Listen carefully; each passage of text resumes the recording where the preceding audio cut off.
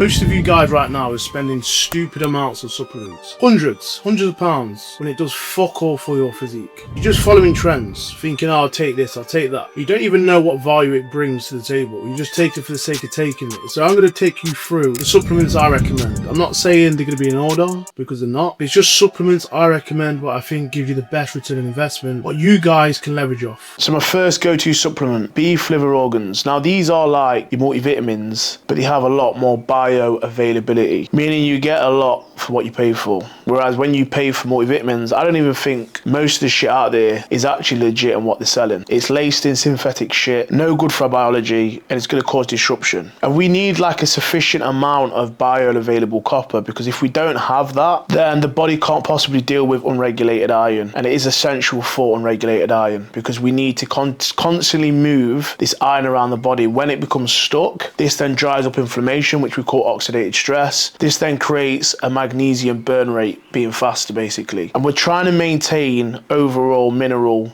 balance, like cellular energy balance. And if we can't do that due to oxidative stress and so on, then the body's not going to be able to provide ATP production at its finest. And this is what people don't realize. Without sufficient mineral balance, energy will start to fade. It will start to creep in, and so will fatigue and so on. And this is where you see a lot of people moan about having no energy, this and that. And it does come down to a few things, and one of them being energy, which is related to the likes of iron. But I'll probably save that for another topic, because it's a bit of a rabbit hole for you guys to understand. 2, electrolytes. I expect every guy to be on this. They probably are. But when we dive in a bit deeper, people don't realise the importance of it. They think a scoop in the morning is more than enough to give them their electrolytes. And it's like, these electrolyte minerals, as we call them, are the backing for our autonomic nervous system. So if your nervous system isn't getting sufficient amount, and you're constantly swinging from parasympathetic state to sympathetic state, and if you're more sympathetic state, as we know, this means your body's a lot more stressed. So when the body's stressed, what happens? We start to burn through the lights and minerals. And this can be a problem if we don't have sufficient amount, because stress rises, the autonomic nervous system becomes fried, and that is just a fucking problem we don't need. So it's very important you keep the body replenished for a while. When it comes to electrolytes, especially someone's framework, which I normally set up for my clients, it's all very person dependent. We have to take into consideration where they live. Do they live in a lower latitude where they're baking off in the sun most of the day?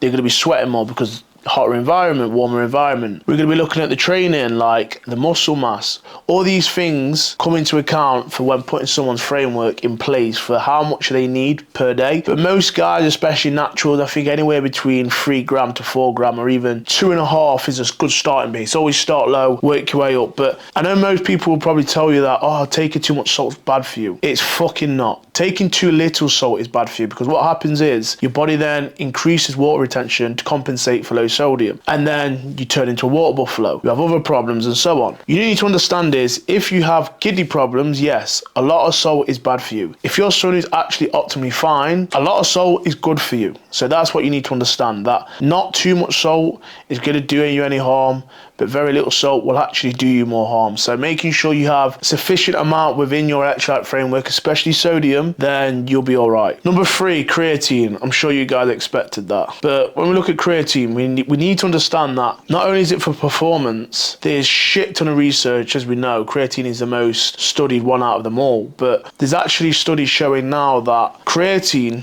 is great for not only brain function and protecting the brain, mental performance as well. As is guys who are on a mission, it's all right physically feeling charged up, but you also want to feel mentally. If you tie them two together, you'll feel fucking amazing. Now with the dosage, it's all person dependent personally, because I see it like this. If it's going to cause, if the more you take affects the likes of digestion, then yes.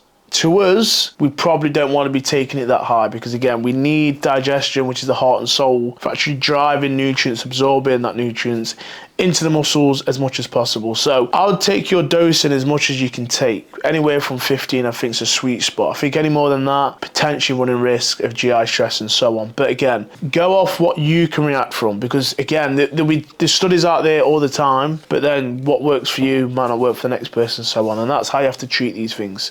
So creatine, definitely one in the mix. Great for hypertrophy, performance, and mental performance. Like, that's everything we need for guys who are on a mission. Number 4, glutamine.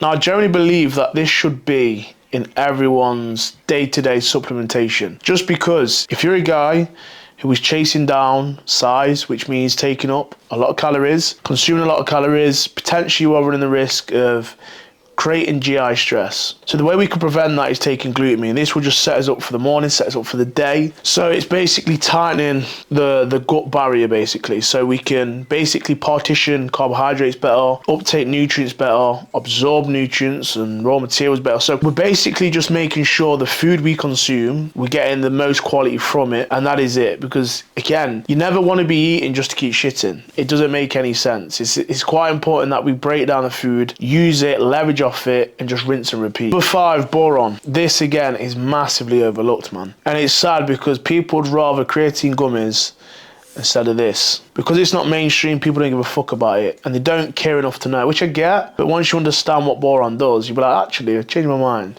So boron, it's a mineral. Right, and this mineral plays a crucial role in the body's metabolic functions. It binds up oxygen and regulates iron to prevent oxidative stress.